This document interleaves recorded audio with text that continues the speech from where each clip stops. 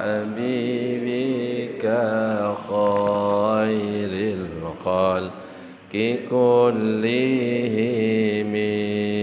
مولاي صل وسلم دائما أبدا على حبيبك خير الخلق كلهم هو الحبيب الذي ترجى شفاعته لكل هول من الأهواء لمقتحم مولاي صل وسلم دائما أبدا على حبيبك خير الخلق كلهم يا رب بالمصطفى بلغ مقاصدنا واغفر لنا ما مضى يا واسع الكرم. السلام عليكم ورحمة الله وبركاته. Bismillah walhamdulillah wassalatu wassalamu ala rasulillah sayyidina Muhammad ibn Abdillah wa ala alihi wa sahbihi wa man walah la hawla wa la quwata illa billah ma ba'du. Nawayna ta'alluma wa ta'lim wa tadhakkur wa tadhkir wa naf'a wal intifa' wal ifadata wal istifadah والحث على تمسك بكتاب الله وسنة رسوله والدعاء إلى الهدى والدلالة على الخير وابتغاء وجه الله مرضاته وقربه وثوابه سبحانه وتعالى إلى حضرة النبي المصطفى محمد صلى الله عليه وسلم. الفاتحة. أعوذ بالله من الشيطان الرجيم. بسم الله الرحمن الرحيم. الحمد لله رب العالمين الرحمن الرحيم مالك يوم الدين إياك نعبد وإياك نستعين اهدنا الصراط المستقيم صراط الذين أنعمت عليهم غير المغضوب عليهم ولا الضالين آمين. Para jamaah, Bapak Ibu yang dirahmati oleh Allah, alhamdulillah pada kesempatan malam ini kita masih diberikan kesehatan oleh Allah, masih diberikan kesempatan untuk bisa melaksanakan salah satu kewajiban kita, yaitu salat maghrib. Dan kita bersyukur karena kita bisa melaksanakan salat maghrib dengan berjamaah. Mudah-mudahan kita senantiasa diberikan keistiqomahan oleh Allah. Amin ya rabbal alamin. Sekarang kita sudah berada di akhir-akhir bulan Syawal, dan insyaallah sebentar lagi masuk bulan Dzulqa'dah, kemudian masuk bulan Dzulhijjah, di mana di bulan Dzulhijjah itu ada hari raya Idul Adha. Kalau di bulan Syawal ada hari raya Idul Fitri, di bulan Dzulhijjah itu ada hari raya Idul Adha yang jatuh pada tanggal 10 Dzulhijjah. Dan juga di hari raya Idul Adha di 10 Dzulhijjah plus hari tasyriknya, yaitu tanggal 11, 12, 13, itu ada anjuran pada kita umat baginda Nabi Muhammad sallallahu alaihi wasallam untuk melaksanakan ibadah kurban. Oleh karena itu, ya mungkin sudah kita bahas setahun yang lalu, tapi alangkah baiknya bagi kita sebelum kita masuk ke bulan Dzulhijjah dan melaksanakan ibadah kurban untuk sedikit mengulang, mereview tentang ilmu masalah ibadah kurban, supaya nanti apa yang kita laksanakan berjalan lancar sesuai dengan tuntunan syariat dan tidak sampai membuat kurban yang kita lakukan itu menjadi tidak sah. Allahumma shalli ala sayyidina Muhammad. Kalau kita berbicara tentang kurban, maka ternyata umat-umat terdahulu itu juga disyariatkan untuk berkurban. Bahkan kalau kita berbicara sejarah tentang kurban, sejarah pertama kali itu terjadi di masanya siapa, Pak? Nabi Adam. Jadi kurban itu pertama kali terjadi di masanya Nabi Adam. Pada waktu itu Nabi Adam dan Siti Hawa itu dikaruniai dua pasangan kembar. Pasangan pertama yaitu Qabil dan Iklimah. Qabil orangnya ganteng, Iklimah orangnya cantik. Pasangan kembar yang kedua adalah Habil dan Labuda. Habil tidak begitu ganteng, sedangkan Labuda tidak begitu cantik. Turun perintah dari Allah kepada Nabi Adam untuk mengawinkan mereka secara silang. Jadi kalau dulu syariatnya boleh saudara. Tapi kalau sekarang sudah beda syariatnya. Ya, kalau syariat Nabi Muhammad nggak bisa saudara itu kawin dengan saudara. Tapi kalau di syariatnya Nabi Adam masih boleh. Kenapa? Karena orang-orang pada waktu itu jumlahnya masih terbatas. Ya masih itu saja. Makanya masih disyariatkan dengan silang. Yang pada akhirnya diputuskan Qabil yang ganteng diperintahkan untuk menikah dengan Labuda yang tidak begitu cantik. Sedangkan Habil yang tidak begitu ganteng diperintahkan untuk menikah dengan Iklimah yang cantik. Ya tentunya protes enggak kira-kira Qabil? Protes ternyata. Karena Qabil merasa dirinya ganteng, merasa dia adalah kakaknya dari Iklimah, merasa dia lebih pantas dan berhak untuk menikah dengan Iklimah yang cantik. Ya ketika ada salah satu anaknya protes, ya Nabi Adam bingung, namanya orang tua. Kalau Habil nggak ada protes sama sekali. Wong dia dapat yang cantik. Hingga pada akhirnya dapat petunjuk dari Allah. Karena Nabi Adam dan Siti Hawa itu bingung pada waktu itu. Kalau sekarang istilahnya galau. Nah bingung akhirnya dapat petunjuk. Coba kamu perintahkan dua putramu, Qabil dan Habil, kata Allah, untuk berkurban. Yang kurbannya diterima, itu yang berhak menikah dengan Iklimah.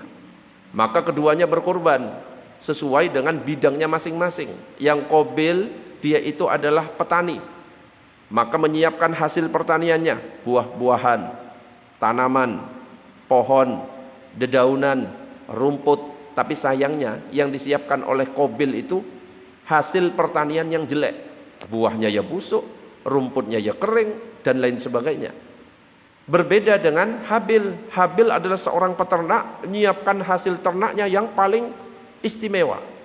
Menyiapkan kambing gibas jantan warna putih bertanduk dan gagah.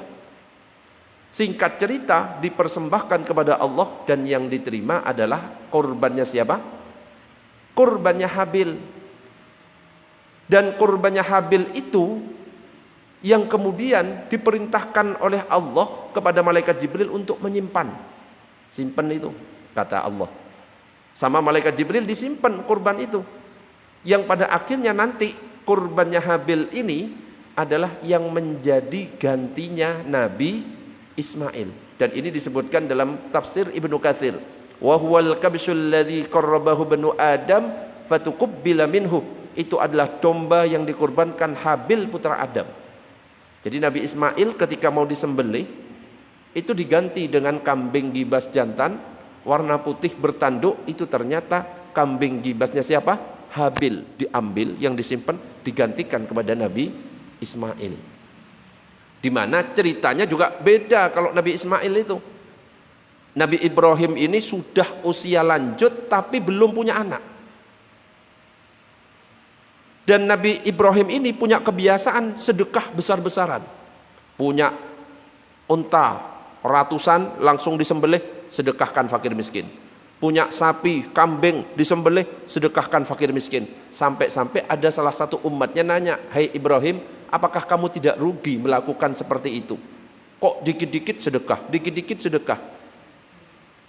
Kata Nabi Ibrahim, saya nggak pernah merasa rugi. Bahkan kalau seandainya saya punya anak, terus diminta untuk dikorbankan, saya korbankan anakku. Kebetulan pada waktu itu belum punya anak. Nah itu yang akhirnya dicatat oleh Allah. Awas kamu tak catat. stabilo sama Allah. Akhirnya apa? Ketika menikah dengan siapa namanya? Ibunya Nabi Ismail, Siti Hajar, maka ternyata dikaruniai seorang putra yang bernama Nabi Ismail. Jadi pas waktu belum punya anak, ada amalan yang biasa diamalkan oleh Nabi Ibrahim. Beliau itu senantiasa berdoa, Rabbi habli minas sholihin, Rabbi habli minas sholihin. Itu amalan doa yang dibaca Nabi Ibrahim ketika belum punya anak, hingga akhirnya punya anak yang bernama Nabi Ismail. Nah, ketika lagi lucu-lucunya Nabi Ismail itu, loh tiba-tiba ketika Nabi Ibrahim tidur, mulai ditagih sama Allah. Mimpi Nabi Ibrahim, "Hei Ibrahim, penuhi janjimu, sembelih putramu yang namanya Ismail." Kaget langsung ketika bangun di hari pertama itu. Tapi masih ragu awal-awalnya. Jangan-jangan ini cuma setan aja, bisik. Saya belum yakin. Di hari kedua, ternyata mimpi yang sama. Mimpi yang sama dengan kalimat yang sama. "Hei Ibrahim, sembelih putramu yang bernama Ismail, penuhi janjimu." Loh, tambah bingung Nabi Ibrahim. Kok sama mimpinya? Di hari yang ketiga, ternyata lagi-lagi bermimpi. Matur nuwun, Mbah. Ternyata mimpi yang sama, penuhi janjimu, sembelih putramu yang bernama Ismail. Akhirnya pada waktu itu 9 Zulhijjah, makanya dikenal dengan hari Arafah. Arafah itu di saat Nabi Ibrahim tahu bahwa mimpi itu ternyata dari Allah, makanya dikenal dengan Arafah. Ngerti artinya. Itu sejarahnya. Kalau tarwiyah saya mikir-mikir, ini bener enggak tarwiyah tanggal 8 Zulhijjah? Ketika ngerti bahwa ini adalah mimpi dari Allah, perintah dari Allah, maka dikenal Arafah. Ngerti artinya, wis paham kalau ini memang perintah dari Allah, maka dilaksanakan perintah itu. Nah, ketika melaksanakan perintah itu, dibawa Nabi Ismail ke suatu tempat. Nah, itu ada godaan-godaan, di mana setan langsung membisikkan supaya apa? Goyah keyakinan Nabi Ismail di Jumratul Ula, Wusta, Aqobah. Makanya di situ nanti diabadikan dalam ritual ibadah haji. Ya, ketika digoda, ngambil 7 kerikil, dilempar. Digoda lagi, ngambil 7 kerikil, dilempar. Ngambil 7 kerikil lagi, dilempar. Makanya akhirnya ada ritual ketika kita haji, namanya melempar Jumroh Ula, Wusta, Aqobah. Nah, itu mempraktikkan dulu sejarah ketika zaman Nabi Ibrahim dan Nabi Ismail digoda oleh setan dan dilempar. Yang pada akhirnya nyampe ke suatu tempat. Nah, di situ itu sudah mulai persiapan. Ternyata ketika mau disembelih, menyentuh rambutnya saja gak bisa. Tidak putus rambutnya Nabi Ismail. Dicoba, oh jangan-jangan gak tajam. Dicoba ke batu, disentuhkan, terbelah. Dicoba lagi ke rambutnya, gak putus rambutnya Nabi Ismail. Ternyata apa? Yaitu Allah memerintahkan kepada siapa? Malaikat Jibril untuk mengganti dengan kambing gibasnya Habil. Nah, ketika mau nyembelih, Nabi Ibrahim itu takbir, Allahu Akbar, Allahu Akbar, Allahu Akbar. Nabi Ismail jawab, La ilaha illallah wallahu akbar. Malaikat Jibril yang lihat, Allahu Akbar walillahil hamd. Itu takbiran pertama dalam sejarah umat manusia, yang biasanya kita buat takbiran ketika hari raya Idul Fitri dan Idul Adha. Itu takbirannya Nabi Ibrahim, Nabi Ismail dan malaikat Jibril. Disembelih berubah ternyata, digantikan dengan kambing yang sudah disimpan oleh malaikat Jibril waktu zamannya Nabi Adam. Allahumma shalli ala sayyidina Muhammad. Jadi itu sejarahnya. Nah, sekarang kita masuk ke definisi dan makna kurban. Jadi ini pertemuan masih banyak untuk menuju bulan Dzulhijjah, ya Ustaz ya. Jadi bisa banyak pembahasan nanti. Kita pelan-pelan, kita pelan-pelan, kita pelan-pelan. supaya nanti tersampaikan semuanya. Jadi kalau kita berbicara tentang ibadah kurban, kata kurban itu berasal dari bahasa Arab, yaitu qariba yaqrabu, kurban wa kurbanan wa kirbanan, yang artinya dekat. Makanya kalau misalkan kita pernah dengar kata sahabat karib, itu artinya sahabat dekat. Nah, kurban itu artinya dekat, maksudnya adalah mendekatkan diri kepada Allah dengan mengerjakan sebagian perintahnya. Ya terserah perintah apa yang diperintahkan oleh Allah.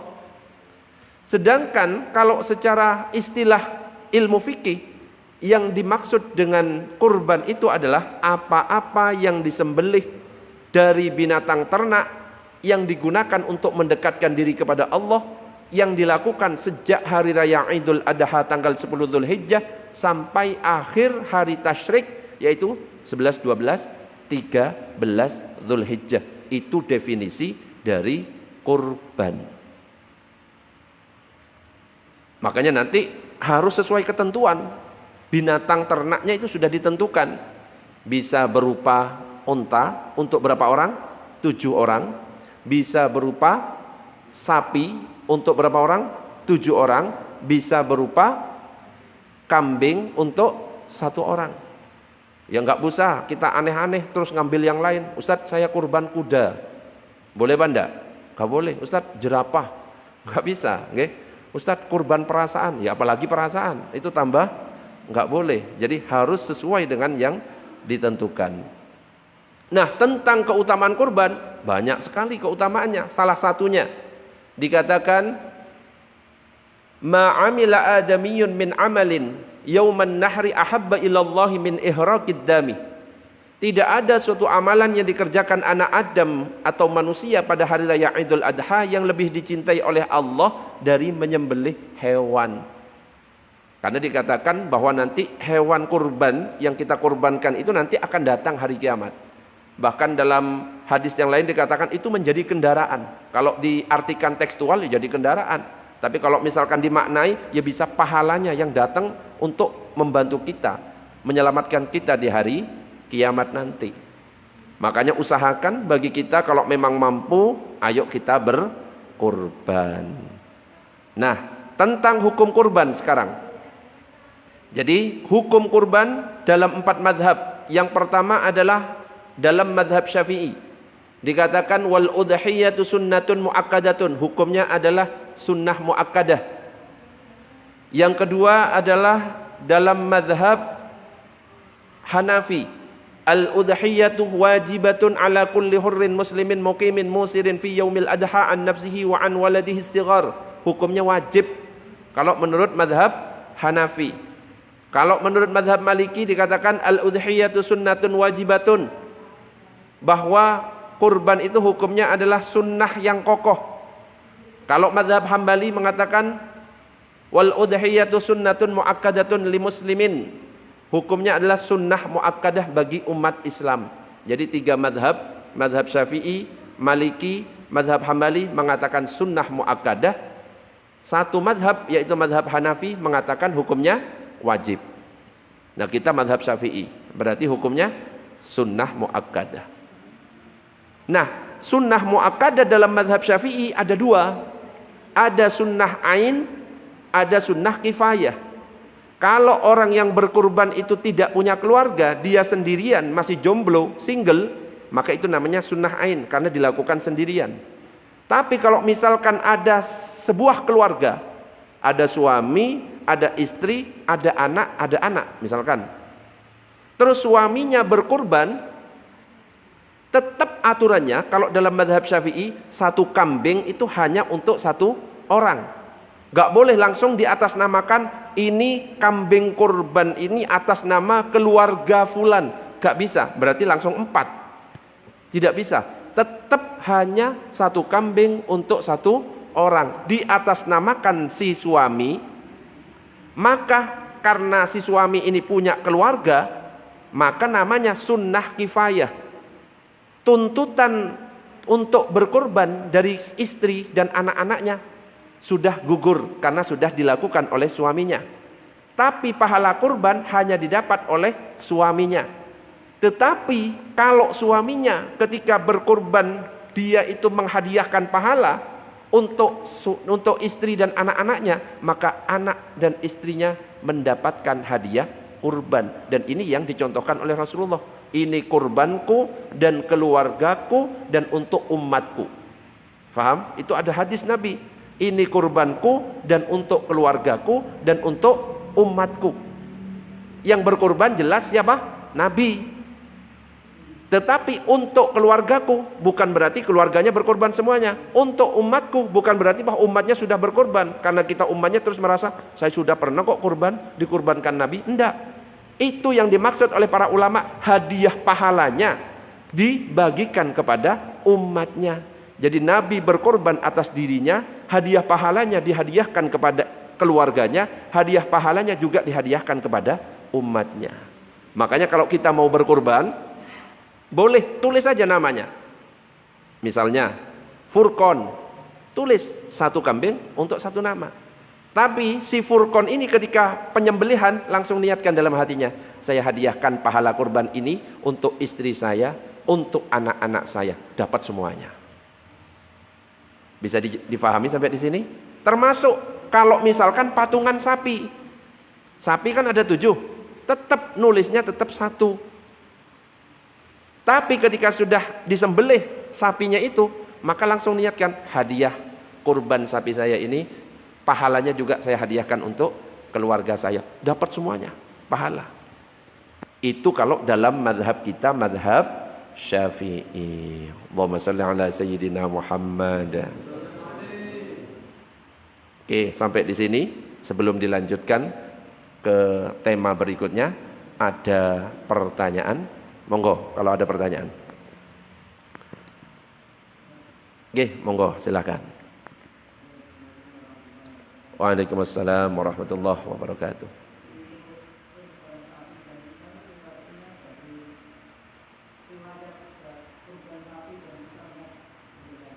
Kurban?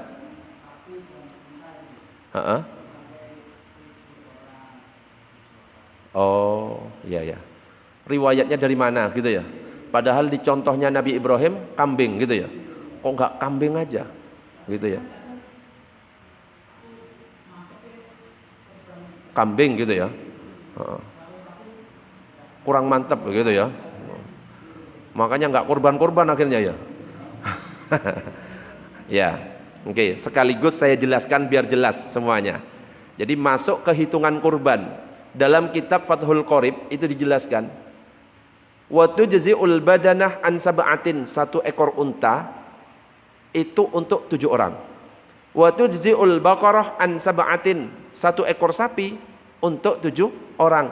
Wa tujzi'us satu an sakhsin wahidin, dan 1 ekor kambing cukup digunakan untuk 1 orang. Untuk dalilnya mana? Dalil tentang kurban itu apa? Seperti yang diriwayatkan oleh Imam Muslim, amarona Rasulullah an nashtarika fil ibili wal baqari kullu sab'atin minna fi badanatin. Rasulullah memerintahkan kepada kami untuk bersekutu, maksudnya patungan, pada onta dan sapi, setiap 7 orang 1 hewan. Dalil pertama. Dalil yang kedua, hadis riwayat Muslim, naharna ma'a Rasulillah amal Hudaybiyah al badanah an sab'atin wal baqarah an sab'atin. Dari Jabir bin Abdullah radhiyallahu an berkata, kami menyembelih bersama Rasulullah sallallahu alaihi wasallam pada tahun Hudaybiyah 1 ekor unta untuk 7 orang dan 1 ekor sapi untuk 7 orang. Itu dalil yang kedua. Dalil yang ketiga, kunna natamatta'u ma'a Rasulillah fanadhbahul baqarah an sab'atin nashtariku fiha. Kami melakukan haji tamattu bersama Rasulullah, kami menyembelih sapi untuk 7 orang, di mana kami saling bersekutu pada hewan itu, maksudnya patungan.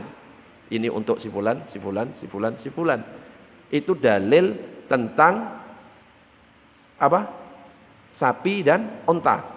Sekarang dalil tentang kambing.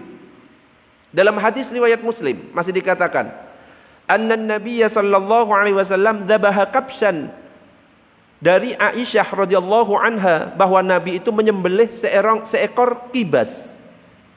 Wa qala, dan Rasulullah berkata, bismillah dengan nama Allah, Allahumma taqabbal min Muhammad wa ali Muhammad wa min ummati Muhammad tsumma dhaha bihi.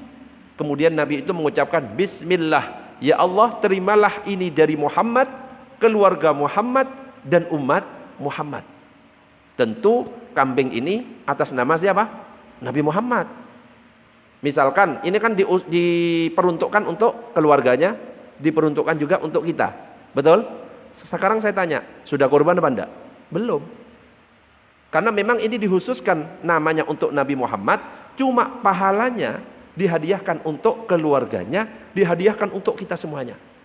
Jadi kita itu sudah dapat hadiah pahala dari kurbannya Nabi Muhammad dulu saat beliau berkurban kibas. Itu tentang dalil onta, sapi, dan kambing. Gimana? Sudah yakin sekarang?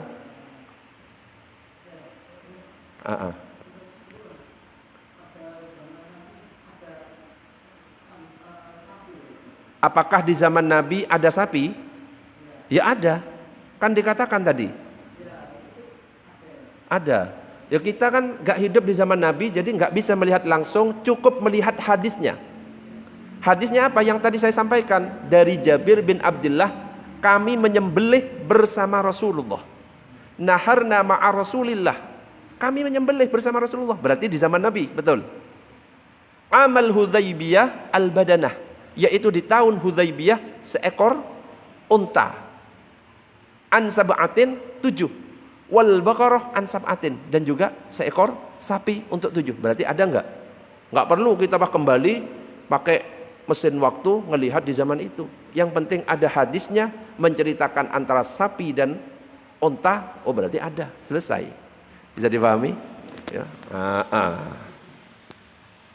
Sapi apa? Ya enggak ngerti sapi apa, ya.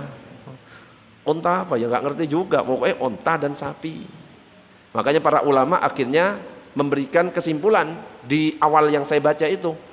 Unta untuk 7, sapi untuk 7, kambing Nabi nggak pernah mengatakan digunakan untuk 7, tapi 1 dengan hadiah pahala untuk keluarga dan siapa? Umatnya. Allahumma shalli ala sayyidina Muhammad. Ada pertanyaan lagi? Monggo, boleh.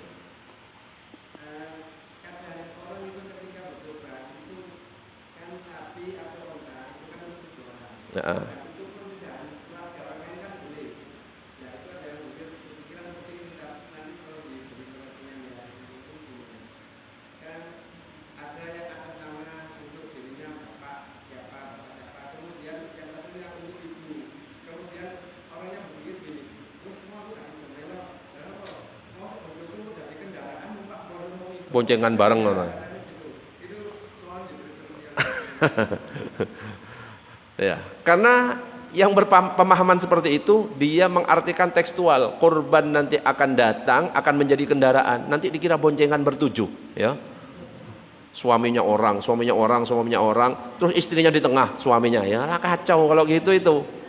Yang datang itu apa? Bisa berupa pahalanya, ya jangan diartikan tekstual. Ya kalau misalkan diartikan tekstual, ya bisa saja. Cuma ya Allah kan nggak gitu juga sih. Jadi apa? Pahala kurban itu akan datang semuanya nanti, akan membantu kita.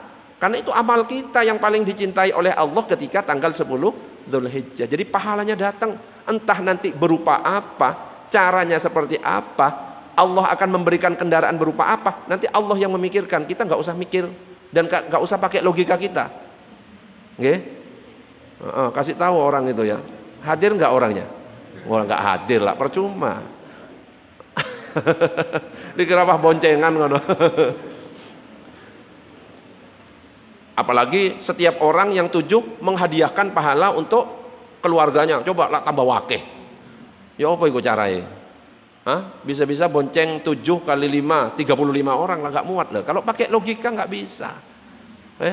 Kalau misalkan dipakai logika, enggak, pahalanya nanti berupa apa, caranya Allah nanti yang menunjukkan kepada kita. Intinya nanti itu akan membantu kita di hari kiamat. Allahumma shalli ala sayyidina Muhammad. Ada lagi pertanyaan? Monggo. Lanjut ya. Itu mau Isa ya, baru hitungan kurban. Belum dibahas nanti jual kulit, terus dan macam-macamnya lah. Oke, sekarang kita lanjut. Jadi Imam Nawawi di dalam kitab Al-Majmu' itu menyatakan tajzi'u syatu an wahidin wala tajzi'u an aktsara min wahidin. Kambing itu hanya mencukupi untuk satu orang dan tidak mencukupi untuk satu orang lebih. Adapun kalau pahalanya bebas, boleh. Nah, itu. Yang berikutnya adalah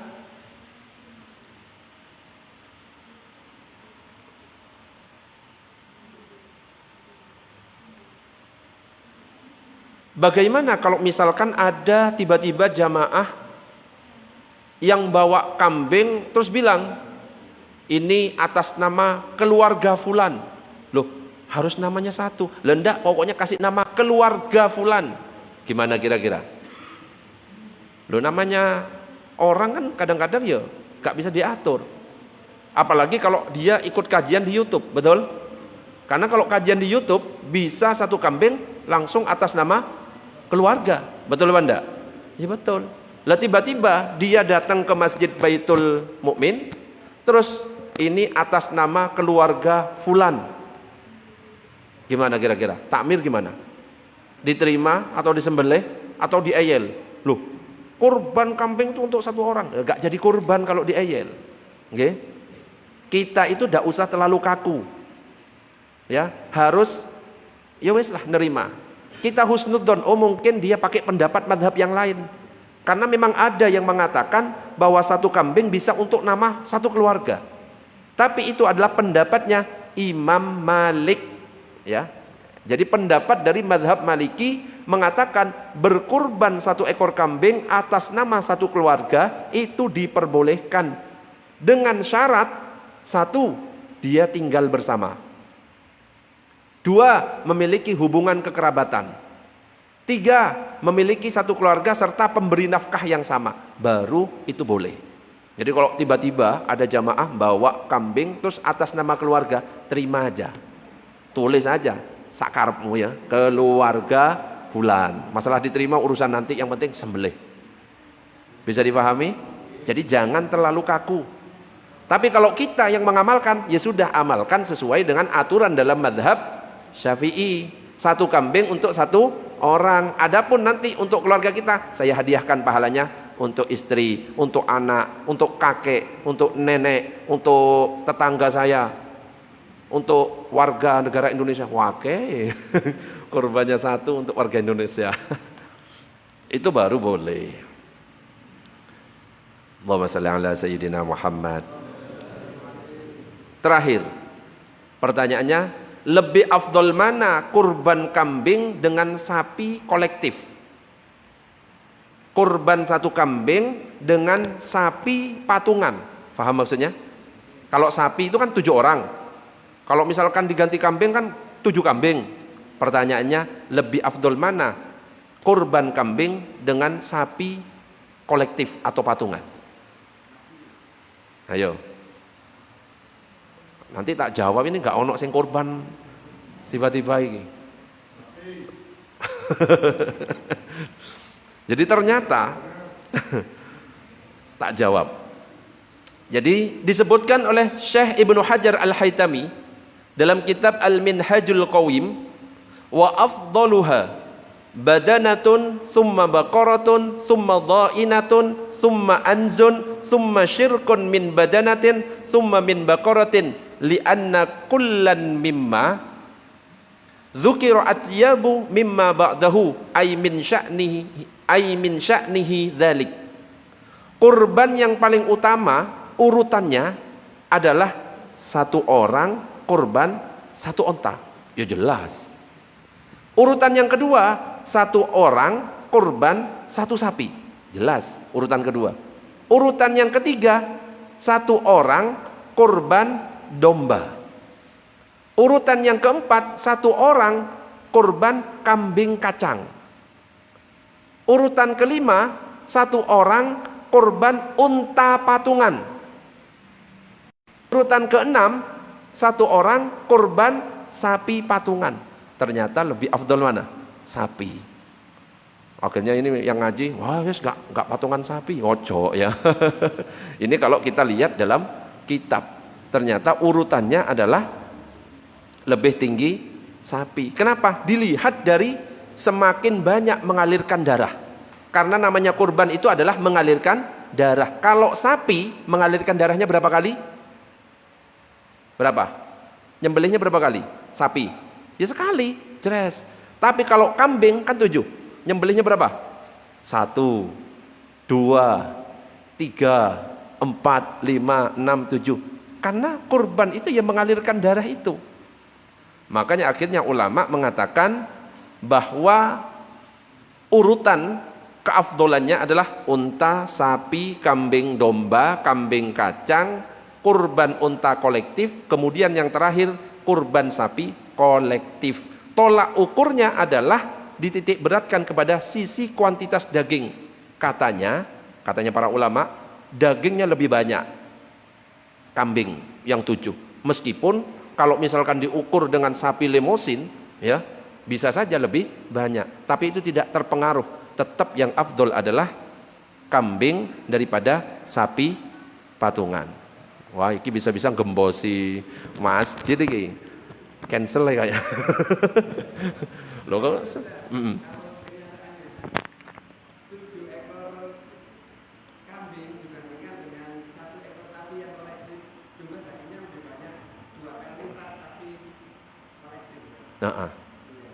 Belum selesai yang saya sampaikan. Nah, ya kita lanjutkan.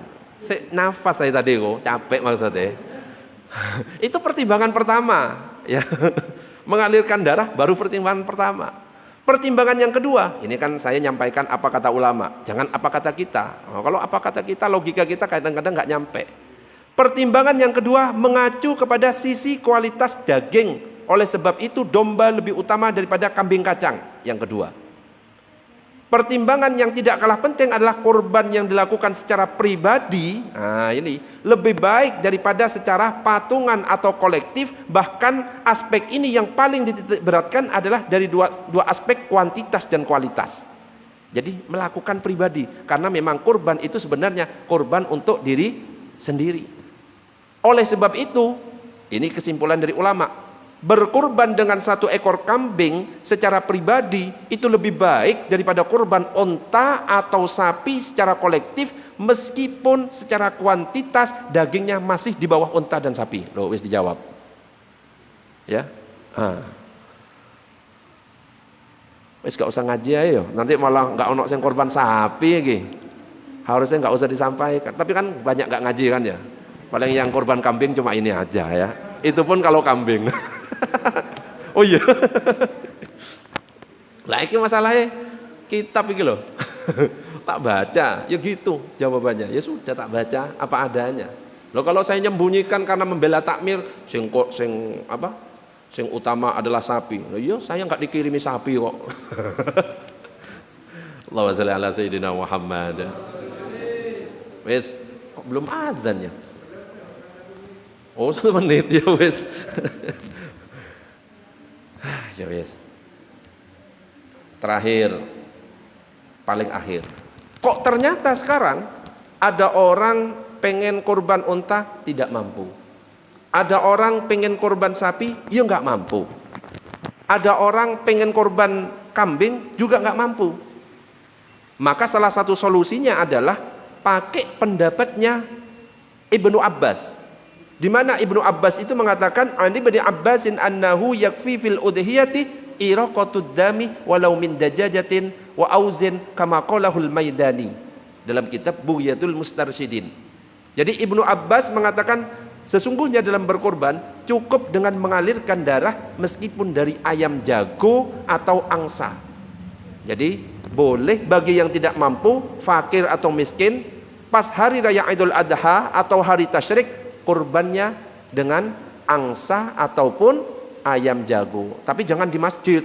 Oh, angsa sama ayam jago dititip di masjid. Kurban di rumahnya, niatkan, ya Allah, saya nggak mampu untuk kurban sapi, nggak mampu untuk unta, nggak mampu untuk kambing. Saya alirkan darah ini, yang saya mampu ayam jago sama angsa. Bismillah, Allahu Akbar, dapat pahala. Ya, meskipun ada pendapat seperti ini, itu khusus dilakukan sendiri-sendiri di rumah, nggak usah ditulis kolektif ayam jago. Wah, yang kurban sapi didata, kambing didata, ayam jago, angsa, nggak usah ya. Terus yang terakhir, kurban perasaan, nggak mampu semuanya, nggak tambah repot. Wallahu a'lam bissawab. Kita tutup dengan doa kafaratul majlis. Subhanakallahumma wa bihamdika asyhadu an la ilaha illa anta astaghfiruka wa atubu ilaik. Assalamualaikum warahmatullahi wabarakatuh.